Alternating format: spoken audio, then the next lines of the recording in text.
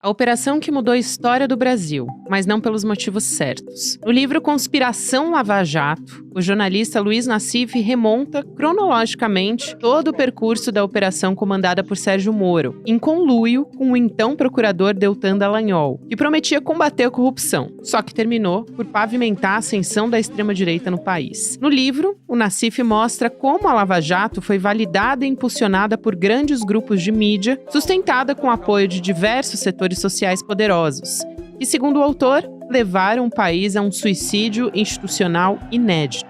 Foi daí que emergiram figuras que hoje ocupam o nosso noticiário político, como o Clã Bolsonaro e toda a fauna da extrema-direita e a sua linguagem violenta. Sexta-feira, 18 de outubro de 2024.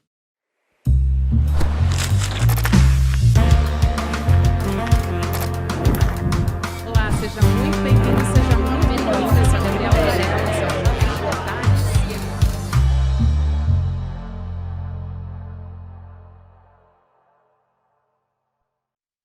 Olá, seja muito bem-vindo, seja muito bem-vinda. Eu sou a Gabriela Varela, esse é o Videocast em Detalhes. E aqui, sempre com um convidado, uma convidada, a gente analisa uma temática, uma notícia importante do momento.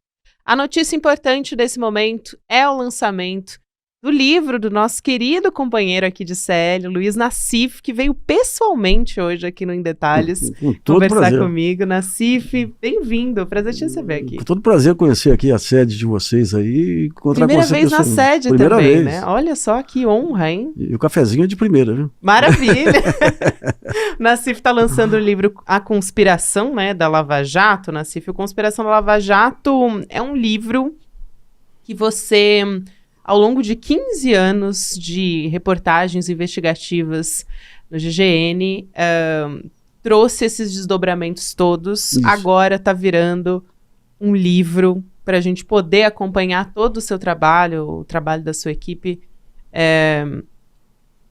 num material só, vamos dizer assim, isso, né? Conta então para a gente, para todo mundo que está nos acompanhando, para a gente começar essa conversa, como é que essa operação toda da Lava Jato foi instrumentalizada para fins políticos? Que impacto que teve para a gente aqui no Brasil, que a gente está colhendo até agora, até agora. Então, na verdade, a Lava Jato representa um capítulo. A parte final do livro, ela é a consequência de todo um processo que começa lá atrás. A minha intenção no livro foi tentar dar esse todo, o conjunto de fatores que levou à destruição do Brasil. Porque a destruição do Brasil que ocorreu nesse período. E surge quando lá atrás começam as mudanças tecnológicas, entra a internet arrasando para todo lado, desorganizando o sistema de informações e comprometendo o modelo de negócio da mídia tradicional.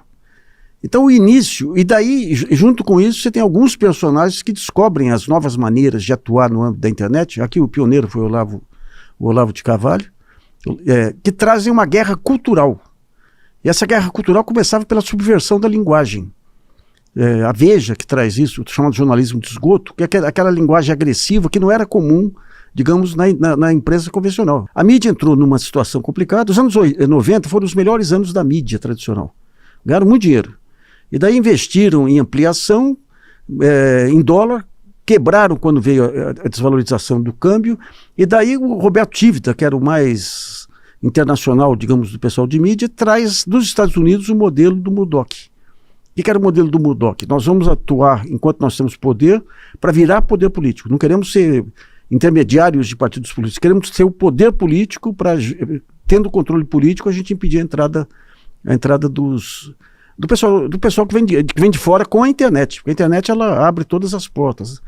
E ali começa um jogo terrível, né, de fake news, de uso de mentiras, de agressividade inédita que a Veja soltava e todos os jornais repercutiam. Então aquele modelo de competição dos jornais dos anos 90 cede espaço a um cartel. Os outros não queriam sujar tanto a mão assim, mas a Veja dava matéria e o Jornal Nacional repercutia. Os outros jornais entravam. E daí eles criam a primeira manipulação pesada, que foi o Mensalão. O Mensalão foi, eu diria que foi o maior escândalo jurídico da história do país, mais do que Lava Jato. O suposto desvio de 75 milhões de reais da Visanet, que não ocorreu. E o Joaquim Barbosa tranca os 3 relatórios, impede a divulgação dos relatórios. Então você cria ali o primeiro embate, digamos, da imprensa, uma parceria do Supremo Tribunal Federal com o PSDB, da imprensa com o PSDB. Quer dizer, se cria toda uma estrutura. Toda uma estrutura. E ali, durante todo... E a ideia era sangrar o PT e tudo, porque o PSDB perdeu condições de competitividade. E à medida que ele perde condições de competitividade, ele acaba entrando nesse jogo da mídia de tentar sangrar o PT e depois tentar o golpe, efetivamente, que é o que ocorreu, né? Então, em cima, digamos, dessa fragilização do PT, e o Lula consegue sair muito bem na fase inicial do Mensalão, porque vem a crise internacional, aparece um Lula estadista que até então ninguém conhecia. E ele não aprende as lições do Mensalão. Ele acha que a intuição dele seria suficiente para derrubar outras tentativas de golpe. Quando vem o golpe do Mensalão, daí os agentes oportunistas que aproveitam, digamos, esse enfraquecimento, vêm de toda a ordem. Então o Ministério Público Federal quer ocupar o seu espaço, a Polícia Federal quer ocupar o seu espaço, o Supremo tem um papel deletério o tempo todo. Dos Estados Unidos, vêm os bilionários do Partido Democrata aqui apoiando ONGs e com uma intenção política de trazer as primaveras para cá. Essa era uma questão que eu queria te trazer, Nassif. Como é que isso aconteceu, né? Porque não foi só a nossa estrutura interna. A gente teve efetivamente interesses internacionais. Total. Como é que se deu todo esse processo, se você puder explicar? Olha, os Estados Unidos, nos anos 80 e 90, ele desiste da parceria com os militares, que era muito desgastante. A parceria com os golpes militares, porque tinha problema de direitos humanos, causava desgaste na própria opinião pública americana, e eles passam a cooptar o pessoal do setor judiciário. Promotores, procuradores, juízes, delegados passam a cooptar.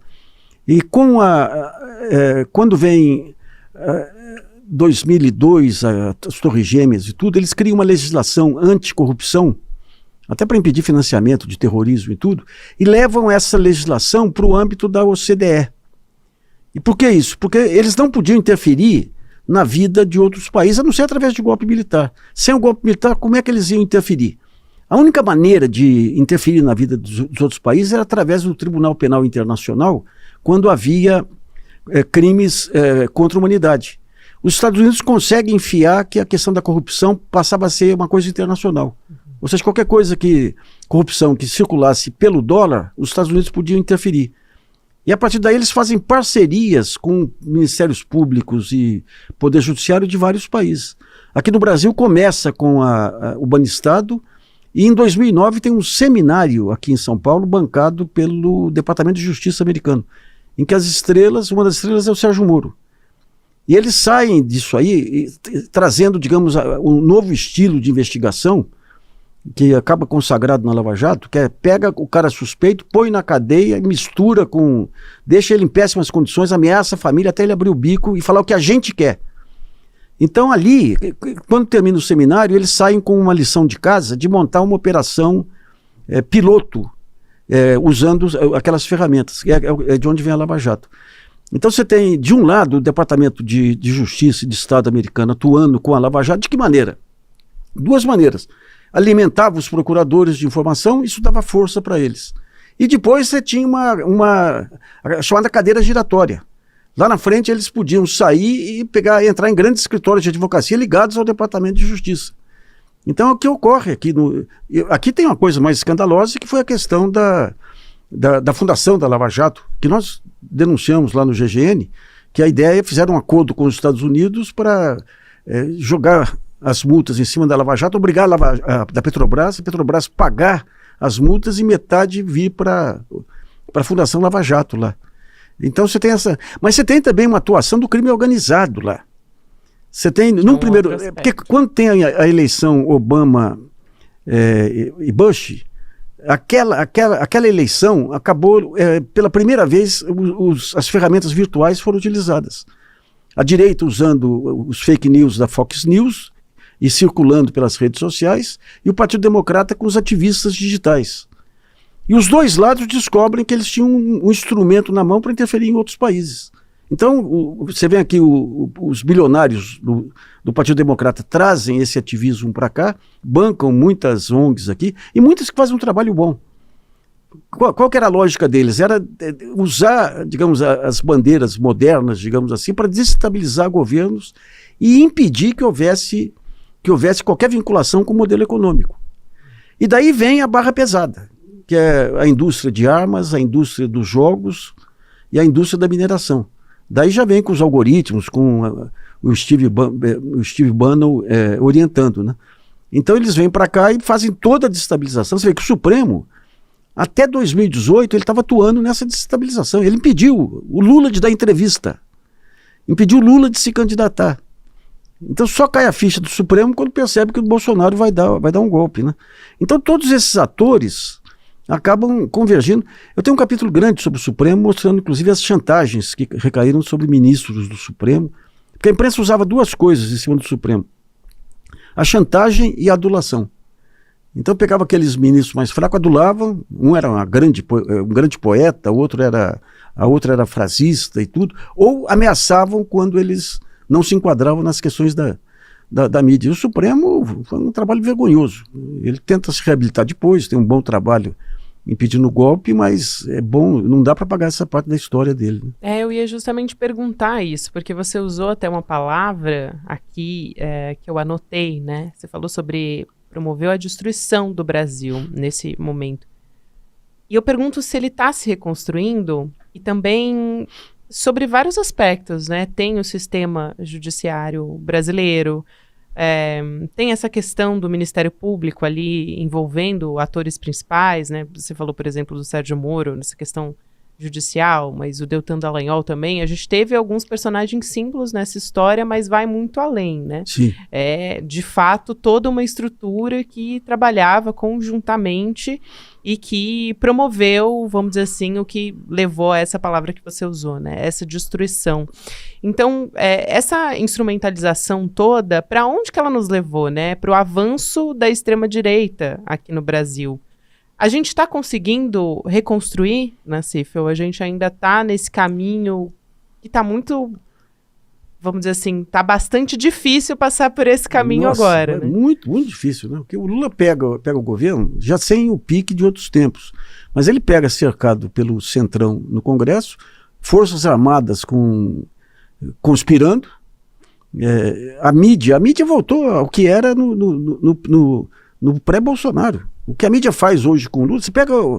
A gente é muito crítico em relação a muitas coisas do Lula, mas, por exemplo, quando ele vai na ONU, você teve um momento histórico lá, o papel dele na ONU, lá chamando a atenção para a questão da pobreza, o encontro dele com o Bill Gates, é uma coisa extraordinária, mostra uma dimensão internacional que nenhum outro governante tem. Você pega aqui a cobertura da mídia, todo mundo, Lula é menor, não tem mais influência internacional, qualquer declaração dele já vem em cima. Então é um quadro muito enrolado, porque você teve o mercado, de uma maneira geral, e a mídia refletindo o mercado, aderindo à direita, aderiram ao Bolsonaro lá através do Paulo Guedes. Todas as loucuras do Paulo, completamente. Totalmente. Né? Só quando vem a loucura da pandemia aí que cai um pouco a ficha, né? E quando vem a tentativa de golpe. Então, digamos, essa reconstrução é duríssima. Você pega, por exemplo, o Conselho Nacional de Justiça, que faz um levantamento sobre os abusos da Lava Jato. Tem um relatório do Luiz Felipe Salomão mostrando claramente a tentativa o crime de peculato, mas claramente, deixando claramente o papel do Moro, do Dallagnol, da Gabriela Hart. Daí cai com o Luiz Roberto Barroso. O que o Luiz Roberto Barroso, porque ele assume a presidência do CNJ, o que ele faz? Ele tranca a ação. Trancação, escandaloso um negócio desse. E ele era o sujeito lá atrás, lá que mais reclamava contra os advogados criminalistas, que só queriam moleza e tudo. Trancação. Daí você fala, mas o que acontece? Convicção, sentimento, ou tem alguma outra coisa por trás? Então você tem um poder, os ministérios públicos estaduais, por exemplo, estão soltos. Você tem em cada município, você tem um candidato a Sérgio Moro lá, atuando em cima dos partidos locais. Então é muita coisa desconjuntada, né? O Poder Judiciário aí, a perseguição que move, digamos, aos setores progressistas é evidente aí, né? Quando você pega o orçamento, foi arrebentado por essa questão de emendas aí. Agora vem o Supremo, o Flávio Dino, proíbe, segura as emendas durante algum tempo, mas é uma reconstrução. Você vê, o Lula, para conseguir reconstruir parte do Estado, ele não conseguiu definir até agora um projeto de país pela frente. Tem que corrigir tanto lixo que ficou para trás que não consegue definir pela frente. E daí você pega um avanço da direita aí que vai ficar nítido nessas eleições aí, né? Porque a direita é simples, a bandeira dela, é destruir. É dizer que está tudo ruim e destruir. Eu não digo a esquerda, os setores modernos, onde entra a esquerda, centro-esquerda e tudo, eles têm que ser racionais, definir modelos. E com essa rapidez de redes sociais e essa superficialidade da mídia, não tem jeito. Não tem jeito, não consegue, os valores progressistas assim não conseguem se impor. Acabam se manifestando numa imprensa alternativa, da qual vocês brilham aí, né? Nassif, tem um ponto também importante dessa história toda que me faz aqui pensar, né? Porque o Bolsonaro ele foi muito calcado nesse discurso anticorrupção, né? Nessa indústria toda que se criou, uma indústria anticorrupção. Sim. Só que agora a gente está numa quadra da história que as pessoas, né, uma parte, vamos dizer assim, dos bolsonaristas entenderam que Bolsonaro e Sérgio Moro são coisas dissociadas e que esse discurso anticorrupção não era assim tão ilibado como tentava mostrar o Bolsonaro e colocar a família dele como nesse lugar, né? Agora a gente já sabe que isso meio que se quebrou aí por esse caminho. Mas, e aqui, veja, eu estou aqui conversando com o Nassif e obviamente a gente está falando sobre essa falsa, né, esse falso combate à corrupção que, na verdade, está perpetuando, né, as práticas de corrupção.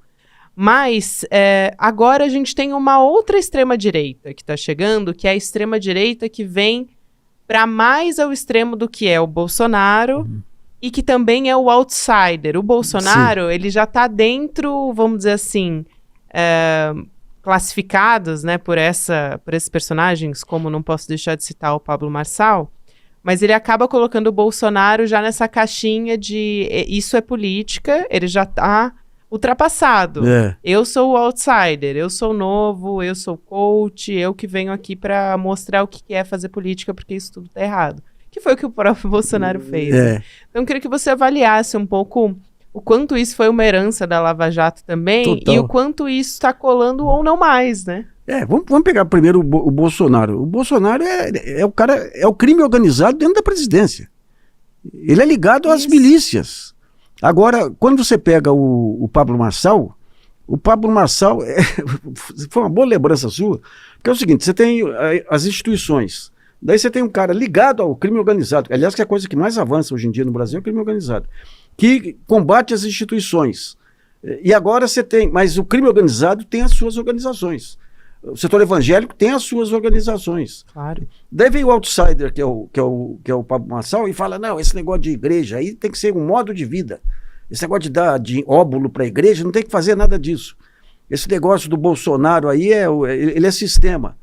Ou seja, aquele individualismo que era apropriado como bandeira por alguns setores, aí, como o Bolsonaro, os próprios neopentecostais e tudo, agora passa a ser questionado pelo Pablo Marçal. E daí vem uma questão que ninguém consegue responder direito. Quando você tem esses movimentos de radicalização, são ondas. Tem um livro do Freud, até eu abordo lá no meu livro, que é a Psicologia de Massa. Não é a Psicologia de Massa do Fascismo, não, que é um livro posterior de outro autor. A Psicologia de Massa, que é um livrinho que ele fala o que acontece com o sentimento de massa. E o sentimento de massa é o seguinte, o Freud ele diz que quando o cara se sente tão fortalecido, o cara é isolado na ignorância dele, de repente ele começa a encontrar pessoas que pensam igual. Então dá um sentimento de onipotência tal que parece que tudo é possível. Tudo é possível. Daí ele fica aberto a teorias conspiratórias e tudo. E aquela liderança, que é o cara que articula maior violência. É por isso que o Bolsonaro vinga, aquelas bobagens dele de pegar um violão e dizer que era metralhadora e tudo. Só que chega uma hora que o chefe cai. O que acontece? O Freud achava que entrava alguém mais razoável, mas não, entra pessoas mais radicais. O Steve Bannon, um pouco antes de ser preso, falou: vocês vão ver o vice do do Trump como vai ser e o do Bolsonaro como vai ser. Então você tem um Pablo Marçal que é muito mais radical, inclusive em relação às estruturas que dominaram o antissistema. E depois dele, o que virá? Quer dizer, lá atrás veio o fascismo, o integralismo, o nazismo. Hoje o nazismo está nas mãos de Israel, mas é o mesmo padrão, né? Exatamente. Eu acho que é muito interessante isso, porque em algum momento, nesses últimos anos, né, o discurso anticorrupção deixou de colar como vinha sendo. E é uma herança muito forte da Lava Jato, né? Você falar sobre corrupção. Muito. Você acha que personagens que estavam tentando construir, vamos dizer assim, o seu futuro político, né, que enxergaram um ativo político nesse discurso anticorrupção, já não tem mais a menor chance? Não estou nem falando do Sérgio Moro aqui. É claro que as pessoas, quando a gente fala sobre isso, ele é o símbolo, né? Mas Bolsonaro também veio, a família Bolsonaro toda também, o próprio Deltan Dallagnol, né? Enfim, que está completamente apagado. Eu tenho um capítulo inteiro sobre o Deltan Dallagnol, viu? Negócios aí que passaram ao largo também. Se for levar o pé da letra, eu acho que vão levar, apesar da blindagem do Barroso. Eu tenho certeza que Sérgio Moro, Deltan Dallagnol e os Bolsonaro vão presos. O Deltan, eu tenho um capítulo lá que ele chega, que começa na Operação Spoofing. Ele chega para os amigos e fala: amigos, eu fui num cruzeiro, foi Deus que me mandou lá, que eu encontrei uma pessoa que vai dar R$1 milhão para a nossa causa, o Instituto Moody, que ele montou para pegar dinheiro do meio empresarial. Daí o pessoal fala: quem é? Fulano de tal, que era uma lobista aí do Opportunity. Mas será que ela não tem algum problema na Lava Jato? Daí aparece o problema dela. E ele fala: não, mas ela me garantiu que ela não tem coisa direta, não. E o que essa mulher fez? Eu fui pegar o inquérito dela. Ela se associou a um senador nordestino lá da Arena e tudo, e conseguem, junto à Petrobras, um contrato de transporte de petróleo, sem ter navios. Daí ela entra em contato com amadores gregos que trazem os navios para cá. Ou seja, era uma corrupção explícita. E quando você lê o inquérito, ela é personagem central. Quando você chega no final do inquérito, ela não é indiciada. Então tem muita coisa do Dallagnol aí, e o Dallagnol, a gana dele por dinheiro. Eu uma vez fiz um sarau em casa e foi uma economista da XP que o contratou para uma palestra. E ela falava: nossa, eu nunca vi ninguém gostar tanto de dinheiro que nem esse Dallagnol aí. Ele tem muita coisa. Por exemplo, a gente levantou que ele estava comprando 10 licenças de lojas Hering nos shoppings mais caros lá de Curitiba, e colocando em nome de filhos, sobrinhos e tudo. O que está por trás disso? Era uma acusação de corrupção da família dele em relação à desapropriação de terras pelo INCRA. E o INCRA entrou com uma ação contra a família dele. Então, quando ele abre todas essas lojas aqui, para que é? Para desviar patrimônio. Então é muita coisa que não foi nem arranhada até agora, sabe? Então, digamos, esse discurso da anticorrupção, à medida que também ficar mais explícito, e tá ficando explícito essas jogadas aí, ele perde força. Perde força. E daí você tem o que está acontecendo agora com o Marçal, que é um cara que, cá para nós, hein, os negócios dele, ninguém sabe. É um cara que conseguiu juntar a metodologia de arrancar dinheiro dos neopentecostais, que é quando ele começa, depois dos vendedores aí, de influenciadores. Então, digamos, eu acho que vai ser substituído pelo sucesso a qualquer preço aí, sabe? Que é a bandeira do Marçal, né? É verdade. E que está muito calcado, ele, né? Está muito calcado no neoliberalismo, na teologia da prosperidade, né? Sim. Enfim, todo esse discurso meritocrático.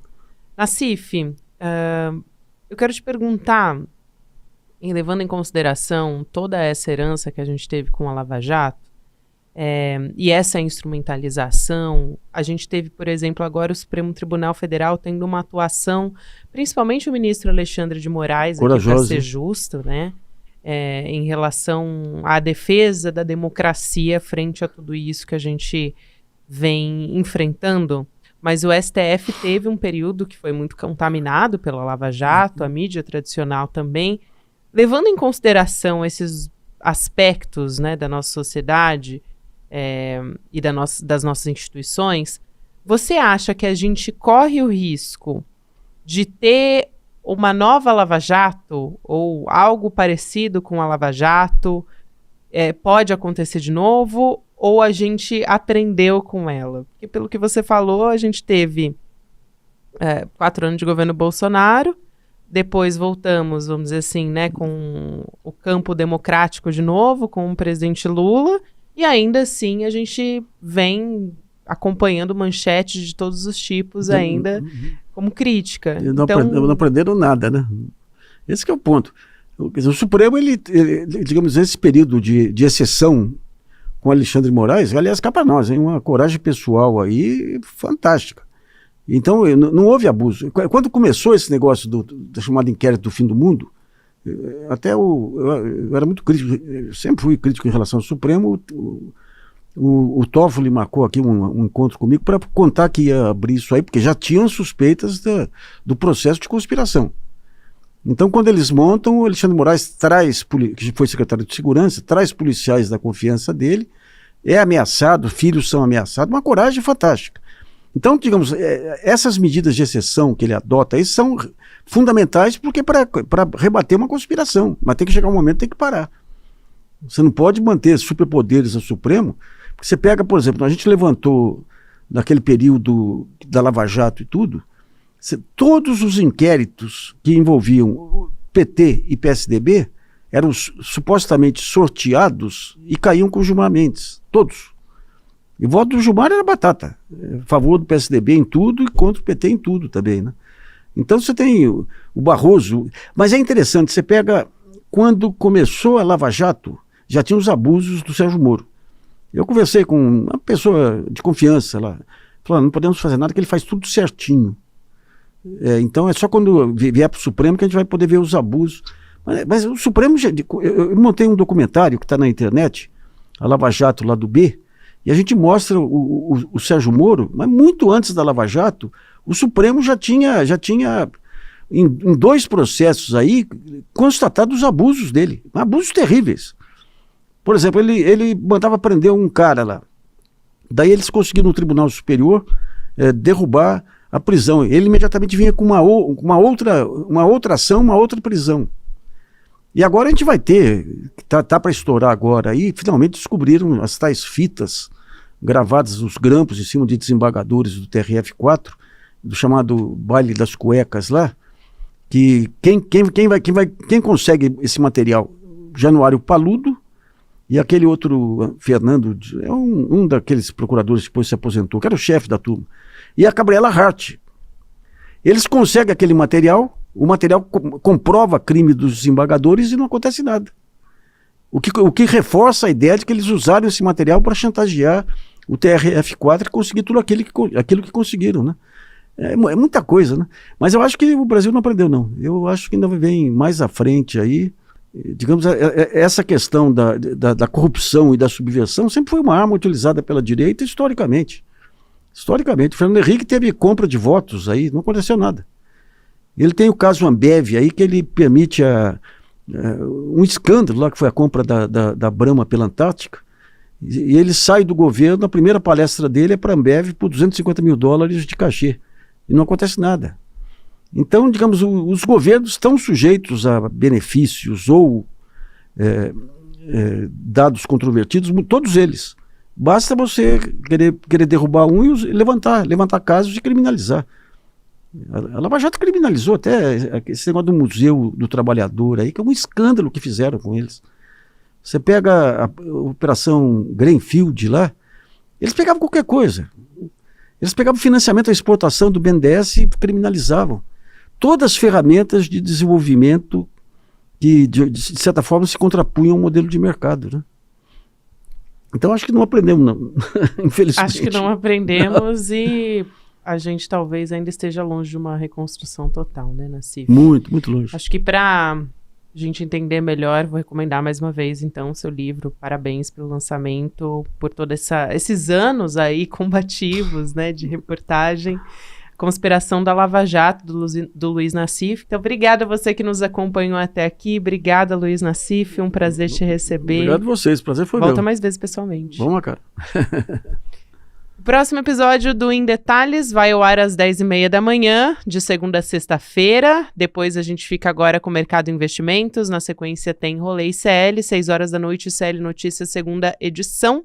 Você pode também nos ouvir em qualquer momento do seu dia nas plataformas de áudio. O ICL está completando 4 anos na linha de frente de lutas importantes e decisivas para o país. Temos motivos para comemorar, mas com certeza um longo caminho pela frente.